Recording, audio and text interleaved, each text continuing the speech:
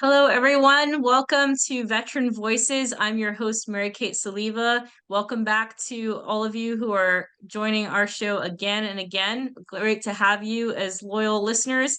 And then welcome to our new listeners on Veteran Voices, where I love to interview veterans who are continuing to serve beyond the uniform.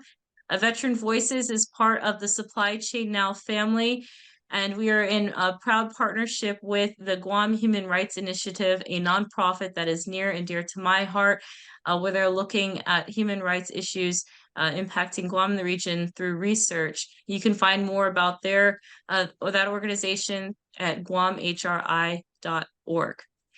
So I'm very, very excited about today's guest and welcoming a career Navy veteran and a very cool pilot. So think like Top Gun, kind of cool. Welcome, Gabe Soltero. Thank you so much for joining me on Veteran Voices. Thanks, Mary Kate. Great to be here. I appreciate the invitation. Yes, thank you so much. And I will say that we are this episode likely won't air before the Army Navy game, but the cool rivalry here that you're Navy and I'm Army over here. So but I'm so glad to have our Navy vet brothers and sisters on the show just to hear the breadth of experience. So I was looking to see, I'm going to challenge you if you can pump us up with some motivation today, and if you have a motivational quote to share, or you're welcome. I always welcome my guests to sing. Nobody has done it yet. You're welcome to be the first. I will not be the first. I'll say that. I'm so close. I'm going to get paid to do it, so I decided to go in a different direction with my life. I do appreciate the invite. Now, so when it comes to motivational quote, it's not necessarily something that I can put like on a big old poster board and take to the game with me, but there is something that gets me motivated about leadership because I'm a big fan of leadership. And it's a quote from Colin Powell. And Colin Powell said a while back, "It's amazing how much you can get done when you don't care who gets the credit." And as I became a student of leadership during my time in the Navy, I realized it's very much true. You have organizations in which somebody just wants the credit, and things don't get done as effectively as they might when you say, you know what, I don't care about getting the credit. I just want this stuff to get done. And I have found that to be a recipe for success. And I give credit to Colin Powell for sharing that with as many people as he did. And I absolutely love that quote as well. And I think even just from a leadership standpoint, being able to take care of your people much better with that level of mindset, especially giving credit to those that serve under you and serve alongside of you as opposed to yourself. So thank you. Definitely pumped me up, even though I was definitely looking forward to you being the first to sing on the show.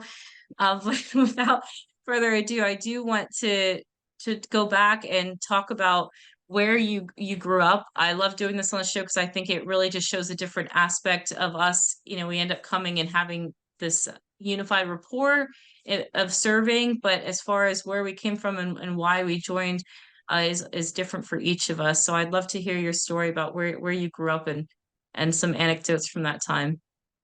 Yeah, of course. So I'm also from an island. I'm also from an island in the United States, but it's not Guam. I grew up in San Juan, Puerto Rico. My family emigrated to Puerto Rico from Spain probably 200 years ago. So our family's been there for a long time. And I spent the first 18 years of my life there. I grew up in a bilingual household, speaking Spanish and English.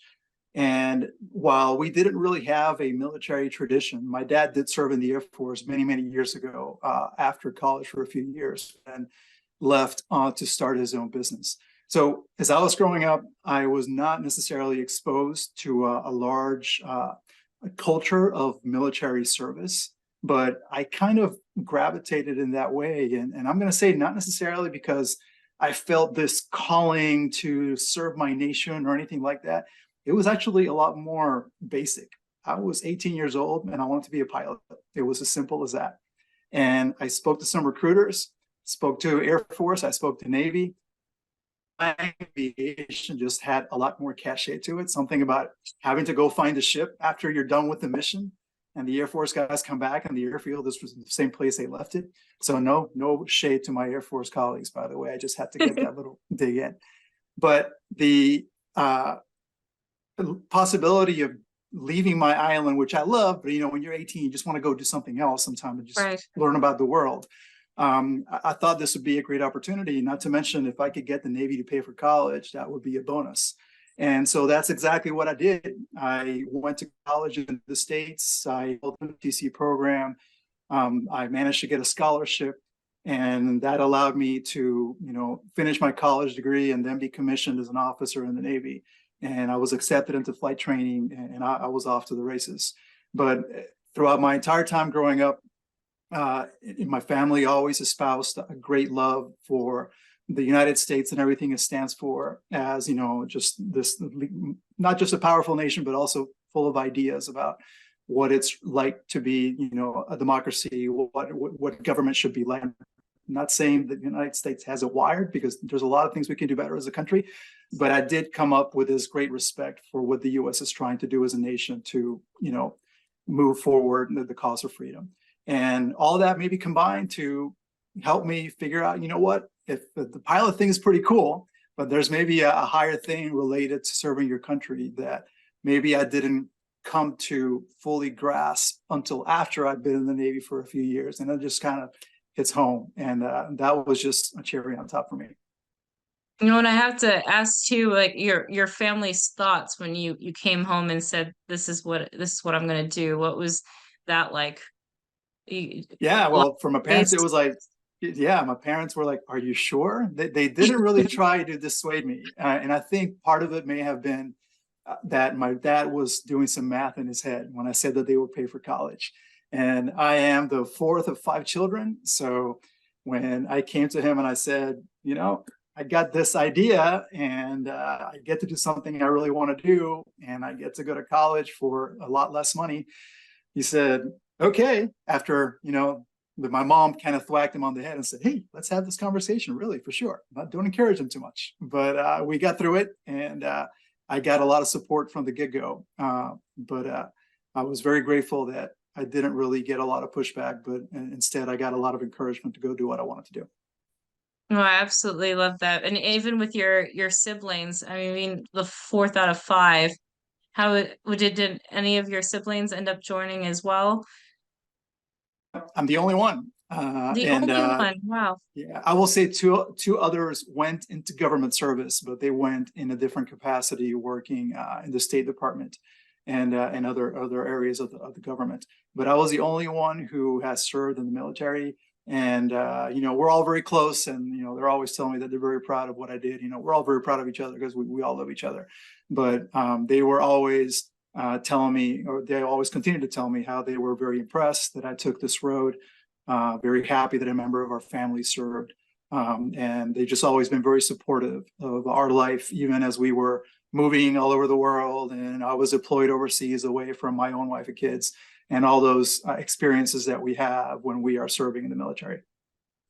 No, I think that's great to have that level of support, especially depending on what time that this happened, the place that our world, right now, we talked about that too, about those trying to join now, and the challenge recruiters are facing with the retention numbers and recruitment numbers. But it's just interesting at that time, whether we get support from our family or not, it's not the same for each of us. So I love that you were surrounded by that sort of love and support throughout your career. And so as far as that goes, that definitely makes the transition much easier.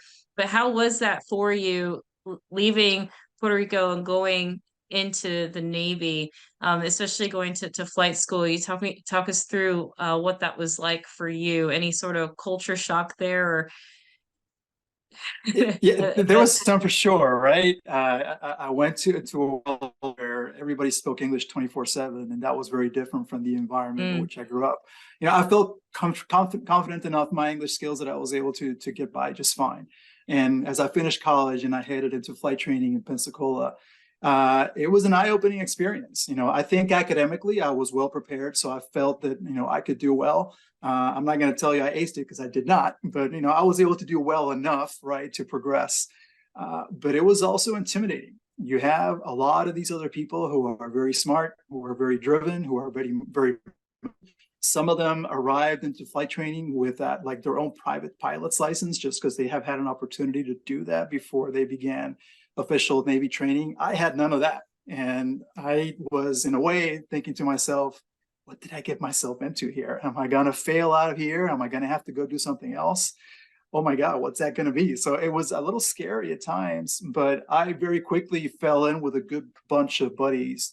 We learned very quickly, as we tend to do in these circumstances, that when you study together, when you work together, you can collaborate to graduate, as we say, and you can actually pull each other across the finish line. And to me, that was a big part of my success, not just in flight training, but really throughout my time in the military. You know, you find those colleagues who are like you find your friends who share your values, you have some common goals, and you just get together and you quiz each other on things like emergency procedures. And, you know, you take your time to, as we say, chair fly a mission before you go fly. So you can imagine it as you sit in your desk chair and prepare yourself as best as you can. So while I was pretty, taken aback and again intimidated when I began, as I made my way through the intermediate and advanced stages of the process, it became more of a very attainable goal, and I got more excited, knowing that I would succeed, that I would get to hopefully earn my wings of gold, and then after that I would go fly off ships operationally, which was a fantastic experience. Now, and what was that like to officially become a pilot? It Do you remember was, that day? I do, yeah. The winging ceremony, as we call it, is there's a lot of pomp and circumstance, and it's just a really, really cool occasion.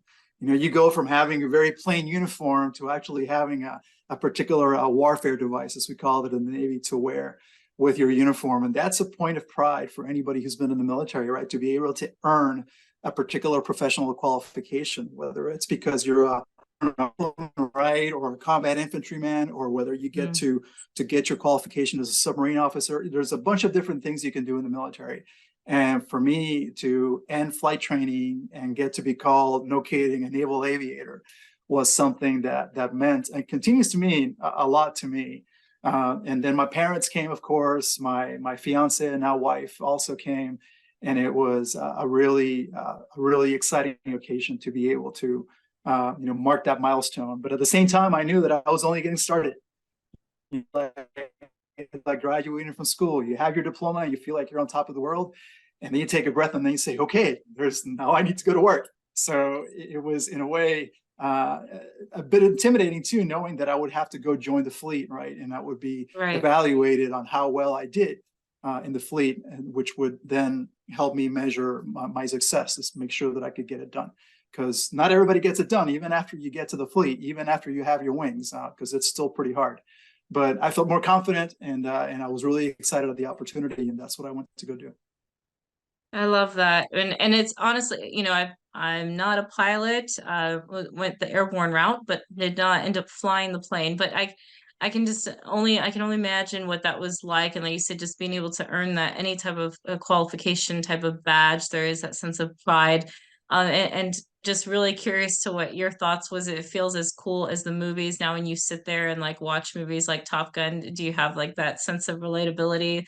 Oh yeah. It's like, oh, Oh yeah. I know what that feels like. So No, not just that, but then you tend to chat with your buddies about all the stuff the movie got wrong, right? You say, "Oh, did you see this scene? That's just totally not right." But hey, that's Hollywood. That's what they do. did But you get a really, nickname? What's your nickname? Did we go over that? no. So my call sign, yeah, we all have call signs, right? So my call sign is Rican, because I'm Puerto Rican, but nobody believes it. So that's what my call sign became as I was in my time in the Navy. Freaking oh, But yeah, nice. it was a fun time.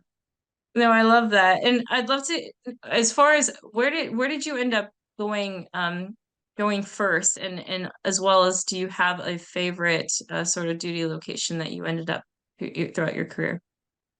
Yeah, when I finished my flight training, I went to my first deploying unit. It was a helicopter squadron out of Jacksonville, Florida. And that's where we lived for a while. But after that, I moved with my family to San Diego to become a flight instructor. And we stayed in San Diego for quite a while. And, you know, you've been in the Army, I've been in the Navy. I think we all know which service has ability. right? And I'll put up San Diego against anybody, at any time. And that was a fantastic place to be. It's probably our favorite duty station. I got to do a lot of flying out of that, and my family enjoyed it as well, just because, San Diego, what more do I need to say? It was a beautiful place to be. The Kissing Sailor, right? Is a big Yeah, that's section right. there. That's right. Kissing Yeah. Sailor, the Midway Museum. It's a big Navy town, right? The Marine Corps Recruit Depot is there too.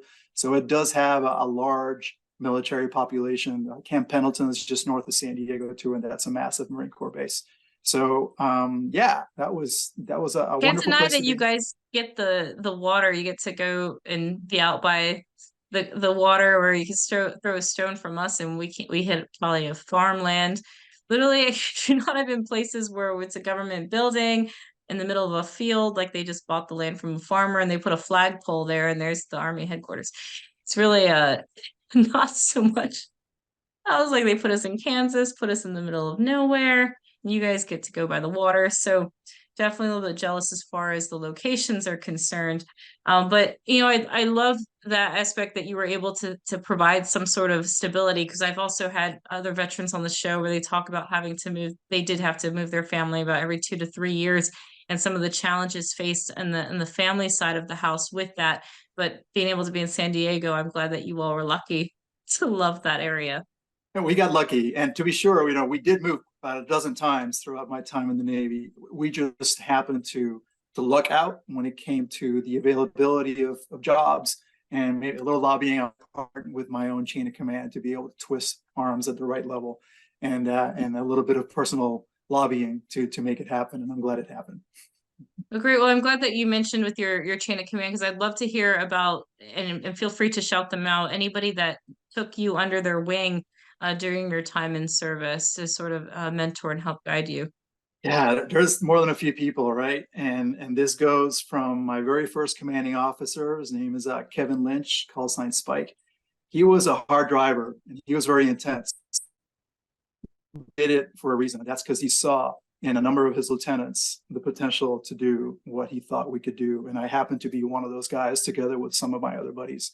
And he was exacting, he was demanding, but I learned a lot from him about how to fly, how to be a leader, and how to chart my own path within the Navy. And because he was able to shape a lot of my thinking as a junior, very junior officer, that really stayed with me throughout the time in the service. But it's not just about our commanding officers. It's also for us as a young officer about our senior enlisted leaders. I had more than a few senior enlisted leaders who, also took me under the wing, who maybe sat me down and said, "Hey, LT, let's talk about this, because I'm not sure you're getting it," right? And it just teaches you some humility, and it helps, teaches you to open your ears and shut your mouth sometimes. Because when I'm talking to my command master chief, which is the senior enlisted leader in the Navy unit, right? You listen to that guy or gal, whoever it might be, because they have a lot of wisdom, and they always the perspective that we got to keep the sailors forefront in our minds. Our jobs as officers is to take care of our sailors. And I love that about the Navy, that you're required to be excellent at whatever technical aspect you might have of a job. In my case, to be a pilot, but you're also required, indeed demanded, to be very good at what you call the ground job, right? To be, as an officer, a leader of men and women. And to be able to sit down with my various command master chiefs throughout the years and have that chat was something that meant a lot to me. And in particular, Theron Fisher, call sign Fish, was my very last command master chief. And I happened to be the commanding officer of a squadron at that time. And I loved, and I still love, we still keep in touch, that he would have no issue about walking into the office and say, "Hey, this is messed up. What do you want to do about it?" And I respected the hell out of him for doing that, and I still do, because he's somebody who, despite his position and my position, I did not hesitate to call things out when he saw that they had to be corrected. And 9 times out of 10, that right. So again, I was able to listen, and I think in the end, it may be a better officer and a better leader. So I owe a lot of that to those two particular gentlemen. No, I appreciate that you mentioned as well, both above you and below you, the ability how important it is to get from both perspectives, and that you had that, you're fortunate enough to have that, where they weren't afraid to come up to you. I'm a big proponent of approachability being a great leadership quality, that they feel that they can come to you, and that you're not one of those that's like blocking out all the sound. But you really took the time to hear them out, and to take and to heed their guidance. Um, Especially again the NCO Corps, because we've been in a long time. So for some of us, Right. right? No, you're So absolutely right. And what a great resource, and what a great, person to be able to just engage with and learn from. To me, I wish I would have learned about that earlier in my career, because I would have, learned even more. absolutely. And I think with sometimes when we have very unconventional careers, we don't always have a bunch of a lot of subordinates under us. Sometimes at the very early stages, it's really you're looking out in your career and trying to figure out things for yourself. But then it does change, and you do end up having to seek that other guidance to really hone in what type of leader that you want to be. So I love that level of growth that you mentioned, and that shout out for them. I'd love to hear, as far as it came to your transition, so doing a career here, can you recollect about the moment or the time that you decided that this was time for me to start the process to transition? Hmm. Yeah, for me, it was pretty deliberate. It was nothing very surprising. I had completed my last sea duty tour, as we call it in the Navy, when you're deployable, right? When you're assigned to an operational unit. And I was doing my very final assignment, which was not operational. This was more in the educational realm. I was at the Naval War College in Newport, Rhode Island. And I had on purpose sought orders there so that I could make my transition from there. And my wife and I had many conversations about it. And when it came time to click that send button on the paperwork that I submitted to state my intention to retire from active duty, it felt great. It felt like I knew I was making the right call, because I didn't feel this sense of dread, at least not yet. Initially, it was very much like, this is It's coming. absolutely what I want to do. This is totally the right call. But it wasn't maybe until a couple of weeks later when the response came saying, we have accepted your request. And at that point, it became real. And then I said to myself, holy cow, now what do I do? And that's It's when, happening. yeah, right, it's happening. This is real. It's coming. The I'm train's real. not going to stop now. That's right. And that's when it got real. And that's when, I had to take some few deep breaths and make sure that I was moving in that right direction. But I was okay. I had no idea what I was going to do. So no, I wasn't okay in that sense. But at Right. least in my head, I said, you know what? This is the right call to make. Partly because had I stayed on active duty, it would have required a very demanding schedule for me to be spending a lot of time out at sea. And I don't begrudge that, because I know that that's how the Navy operates, and that's what's required of our leaders. But I had done plenty of that. And I was in a position where I could say, you know what, I'm going to retire on my own terms. I've done plenty of deployments, and I learned a lot on those deployments, but they also wear on your family. So now is Yes. a time to take this next step with my life and my career, and be able to maybe be home for dinner, Yes. and be able to watch my kids grow up in ways that I wasn't able to do in previous years. And I think we take for granted just the ability for our loved ones to know when we're coming home, Yeah. right? And to know that it's going to be the same, and they can prep dinner, and they know it's not going to be cold, or they don't have to keep it heated up for us. So no, I can definitely relate to that, and just the ability to be present and not miss those special moments that we can't get back.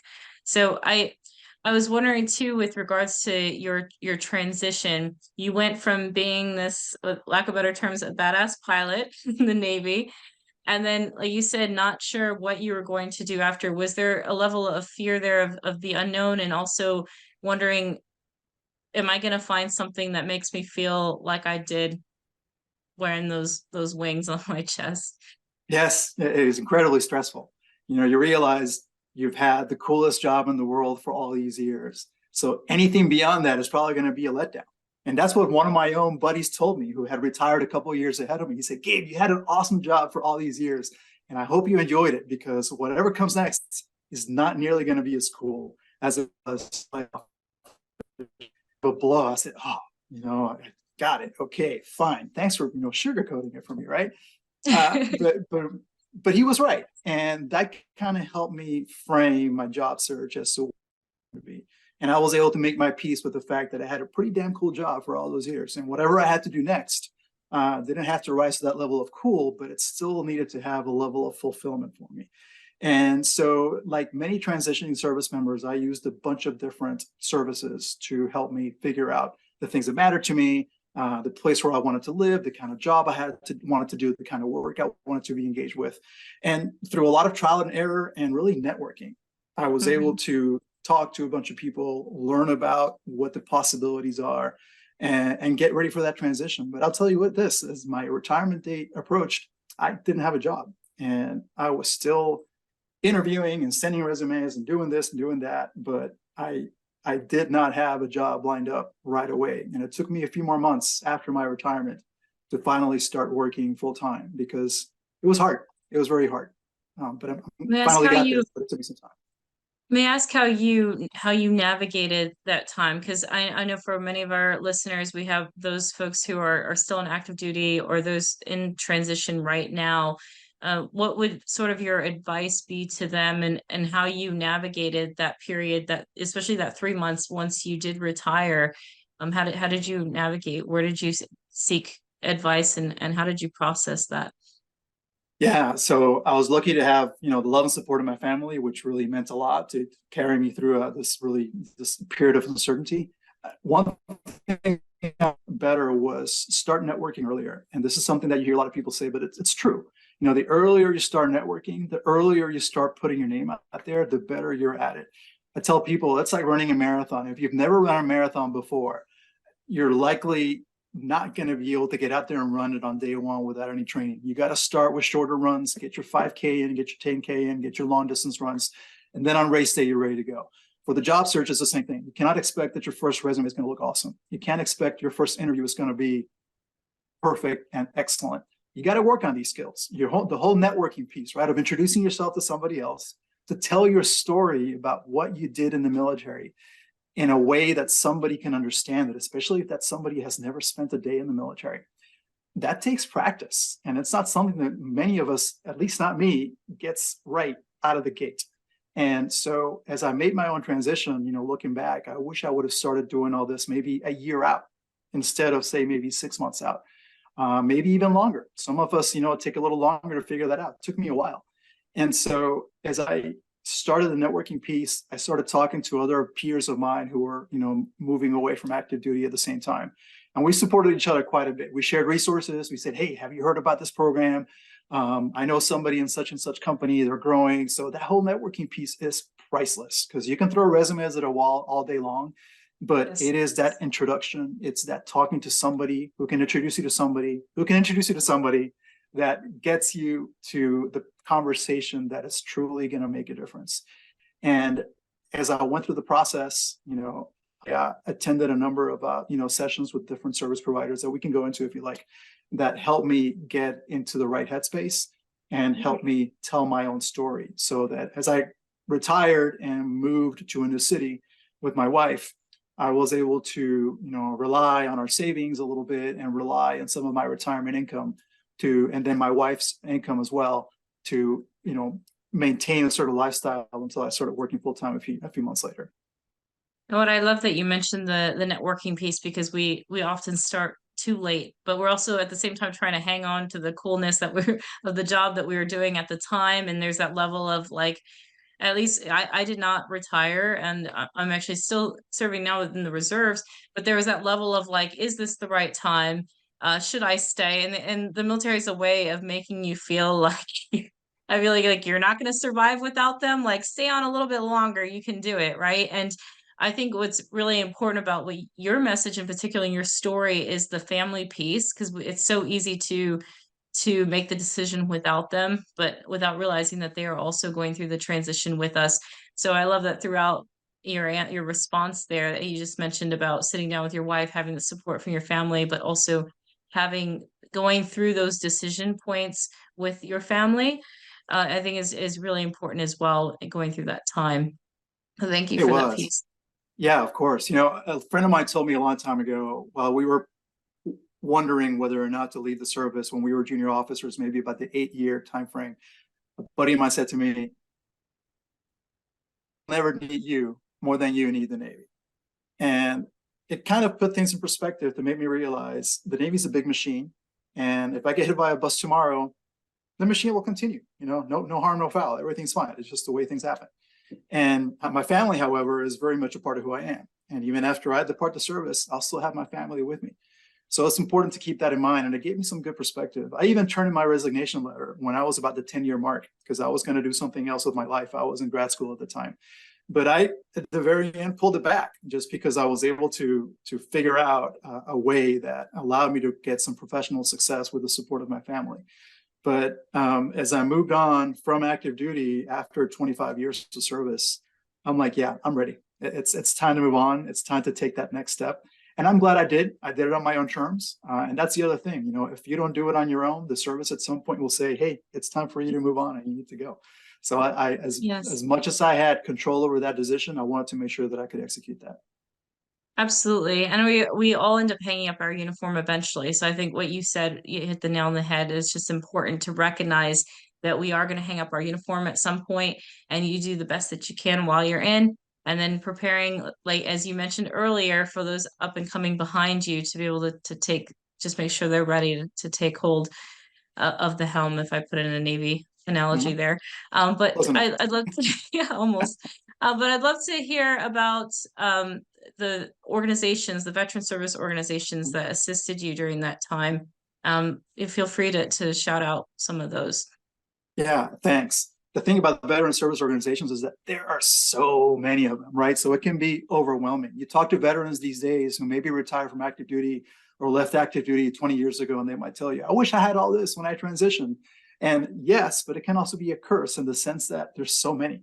And as I talked to people and I did some of my own research and I experienced some of the others, I figured that there's different groups that do different things. And so I decided to kind of pick items from a menu depending on what I needed to find for myself. So for the networking piece, for example, I was a part of the 4-block cohort up in Boston. 4-block is a career readiness seminar, and it lasts 10 weeks. You meet once a week. Each week is hosted by a different corporate entity. And to me, that was a great way to start practicing telling my story and how to network and how to meet people who work in different companies and ask them how they like working there. I did it in Boston. I did it once again in Atlanta, which is our current city where we've been living for a while. And I liked it so much that I became an instructor here, which I found was just a very cool thing to do, to be able to learn about how to market my own brand. For the inner journey, which is like, I think, another part of the transition, I used an organization called the Commit Foundation. And the Commit Foundation offered me some free one-on-one personal coaching sessions with a career coach. And this career coach, great guy, his name is Jason Roncaroni. I love Jason. He asked me some tough questions. And he would say, Gabe, what do you think about this? And what do you think about that? And there are some questions that I hadn't asked myself before.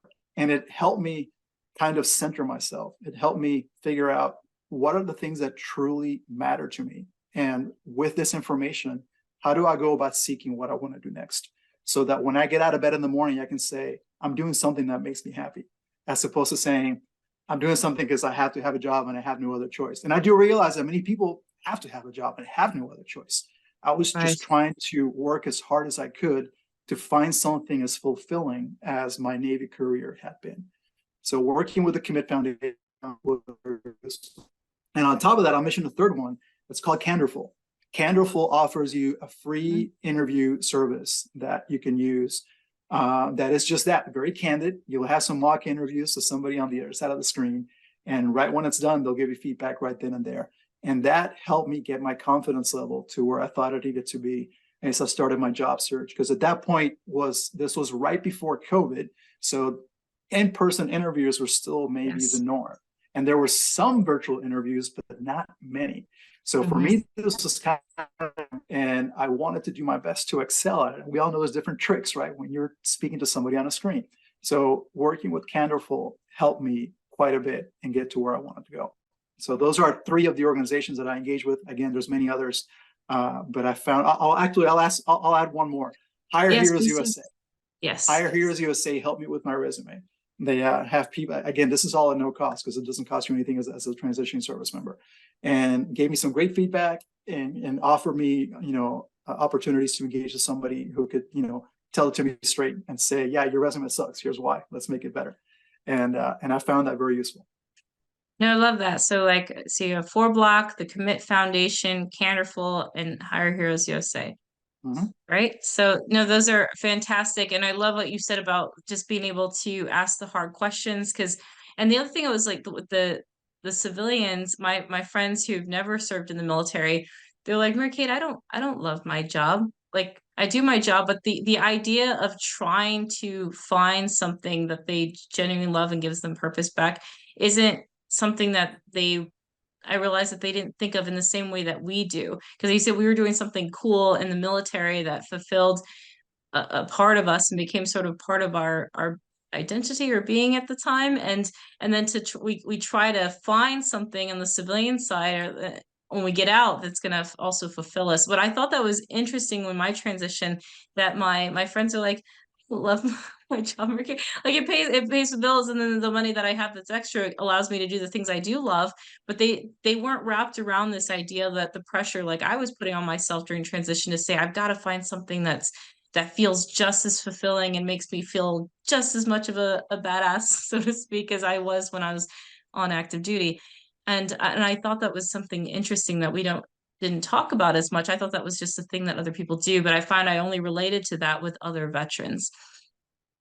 For sure. I think it's very much at the heart of a veteran's quest, if you want to call it that, as they Our hero's transition. journey, as they say, Right. right? Exactly. The story was like we still want to feel like we have this greater purpose and sense of being, and that part of intrinsically is part of our values. And when we're looking for a good culture fit, as they say, language is identifiable with the civilian side, but that's something that I think is important. And then, as you mentioned, reaching out to those organizations, not being afraid to be vulnerable, regardless of what rank. Like you said, you've commanded entire squadron before, so it's easy to come out to say, well, I've led all these people and all this millions of dollars of equipment. Like I got this in the bag. I don't need to get help from anybody. But I think that goes to show the type of person that you are and leader to be able to humble yourself to go seek those organizations. So just, that's why I'm so glad that you're on the show as well. So in case those of you listening, regardless of your rank, it's just really important to humble yourself, to ask those hard questions. You can't just say, I'm willing to work anywhere and everywhere. It's like, are you willing to work weekends? Are you okay working holidays? You want to work nights? Travel? There's all these things that are important to talk about. For So sure. I'd love to talk about what you're doing now, because of course Veteran Voice is all about serving beyond the uniform and giving back. So you shouted out some of the great organizations, but talk to me about the work that you're doing now. Certainly. So I work for the Home Depot right now, and I am the program manager for military relations. And after wandering around a couple of different jobs, I landed here, and I have found it to be that perfect mix of fulfilling work because I get to still work with the military community, but also working in private industry for a profit-driven enterprise, which of course the Home Depot is a Fortune 20 company. And the Home Depot is like the size of the US Army. So it's a large organization, which is to say a lot of stuff happens and there's many people that work here doing many different things. Part of what I love about working here is that we actually live our values, which is similar to my experience in the military. We have a values wheel, which we all wear on our orange aprons. And among those values are things that for the veteran community sound like, doing the right thing, building strong relationships, giving back. Those are all things that resonate with largely all veterans. And it resonated with me too. So in my capacity, I work to engage with veteran service organizations in the community. We also run our Skill Bridge program. We are a Department of Defense Skill Bridge partner, and we run military fellowships for transitioning service members who are looking for that next position after they leave the service. And we also work with our own veterans within the Home Depot to make sure that they are aware of benefits and opportunities available to them within the company to try to make sure we raise their profile and keep promoting veteran causes internally as well as externally. So Love it. I have a great team. Within my team, everybody is either a veteran or a military spouse, and that's not a requirement, but it just kind of, happened that way. And, just like when you talk to other veterans, you kind of speak the same language, you understand each Yes. other, you know what it's all about, and it makes the job that much more enjoyable. No, I absolutely love that. And with Home Depot, I mean, I love being able to go to Home Depot and seeing the veterans that, with their aprons, because they're the ones that tend to come up and we get to talking, and then it turns out that I forget what I was actually going in there for because we start talking about for time in service. Oh, but no, I also love the activities that you all do for families as well. Getting the workshops, building workshops for the kids, and just again that family dynamic. So appreciate with that with Home Depot. And again, the SkillBridge program. Could you touch a bit on the SkillBridge program, what that is, in case our listeners aren't familiar with that program? Certainly. So the DoD SkillBridge program is run by the Department of Defense, and it allows employers who partner with them to bring in service members who are transitioning as fellows or interns or people to work in their company for up to 6 months, really. But we tend to find that 11 to 12 weeks is probably the happy medium, because they need the commanding officer permission to participate. And they come to the company and they get fully integrated with our team. And while it does not guarantee employment on the back end, it does expose our military fellows to a potential career at the Home Depot by helping them learn about what we do, who we do it with, and how well we do it.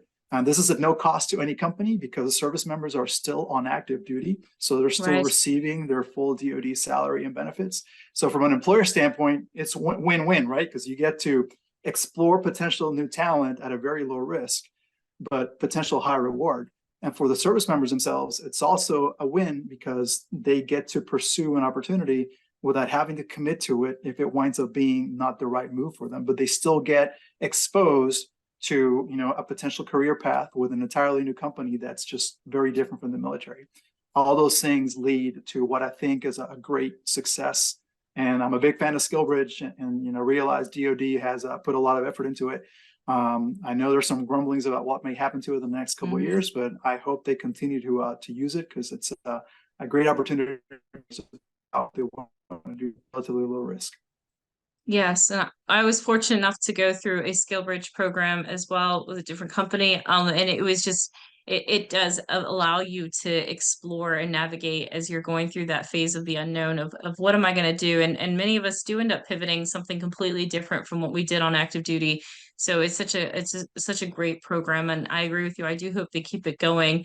So I know we're going to be wrapping up our episode shortly, but I would be remiss if, since I have family in Guam, that if I didn't ask you about your time in Guam. So, going from Puerto Rico, I asked about your culture shock in the mainland US and the Navy, but what about your time in Guam? I just would love to hear more about that. Yeah, we spent 2 years in Guam, and it was a wonderful time that we spent out there. I will say it's pretty isolating, and living in Puerto Rico, I was growing up, I didn't know any different. But now, as I'm an adult, when I go to Puerto Rico, I know the plane ride back to the States is a relatively short one. Being in Guam, you are 7 hours from Hawaii, right? And it's the closest part of the US that you can get to. And that's a while, that you Yes. learn to live in that environment right away. That said, the people are so friendly there, and the beaches are so gorgeous. And because the population is a fraction of what it is in Puerto Rico, we're talking 160K versus 3 Yes. million plus. You can go to the beach and pretty much have the beach to yourself. And we did that. So being able to go to the beach, say on Christmas Day too, because it's a tropical island and you can do that, that to me was great. And it was a great experience to just kind of unplug from the rest of the world, if you want to call it that, for a while. And at the same time, getting to fly. That was my very last flying opportunity in the Navy. And that to me was a bonus, to be able to be in a leadership position, to be able to fly, and to be able to be out there with my family, not to mention the travel opportunities you get to go to Asia with your family. Yes. Because even though you might be 7 hours from Hawaii, it's just a relatively short flight to somewhere like Tokyo. And when you live stateside, you don't always have the opportunity to do that. And living in Guam, Absolutely. we did. So we took advantage of that too. So altogether, a tough 2 years, I will say. But at the end of the day, I'm glad we did because it was a good time. Did you get to support Christmas Drop at all while you were out there? Yes, You did. Operation Christmas Drop was something quite remarkable. If you want to talk Oh about no, it, please, no, please please talk about it. Because I'm a little bit biased, but you talked about getting to fly out there and as a Navy pilot, and I was like, I can't imagine that you would have been out there for 2 years and not support Christmas Drop. But since Netflix yes, has a movie about it, but I feel like again, not accurate depiction of how Christmas Drop really is. So please tell our listeners about it in your certainly. So, experience. yeah, so to be clear, I did not fly missions because as a helicopter, we don't have the same range as all those Air Force airplanes do, but we got to ride with the Air Force as they flew all over these islands. So Operation Christmas Drop is an activity that the Air Force organizes every year out of Guam, in which they take a lot of subsistence materials, whether it's food, whether it's fishing equipment, whether it's like other materials, to people who live on these tiny, tiny islands in the middle of the Pacific Ocean. And they fly over these islands and they airdrop a lot of these supplies to the people that live in these islands during Christmas time. And again, it can be food, it can be fishing line, it can be a fishing net, it can be, fuel for their various devices, it can be generators. And these are things that, we sometimes take for granted in the United States because we live in a very different kind of world. But these Pacific islands that are very resource limited and have small populations often depend on what the boat brings in. And sometimes the boats don't come in for a while. And so the Air Force kind of, complements that by doing Operation Christmas Drop on a yearly basis. And it is really a sight to see the amount of planning that goes into it, the various planes, the various routes, the care with which they say, let's make sure we cover all these islands. It's a hats off to the Air Force for doing that and for inviting us to participate. I think be a really good thing that they do every year in the Pacific. Oh, thank you again for mentioning that. It's definitely a highlight for those and for my family and friends. I mean, the Rotary clubs, the local schools, the students, everybody's getting out there to help and volunteer and put the packages together. So, yeah, definitely a shout out to the Air Force for allowing us to even participate in that operation. So, thank you again. I just would love to, I know I could talk to you all day. I'm a rambler, but I'm grateful that your stories are way cooler than mine. And I would love to, again, if you had any parting words for our listeners who are going through this time in their lives and their transition. And I like to highlight always that we continue to go throughout transitions throughout our life. It may feel like the big one coming off active duty, but any last thoughts?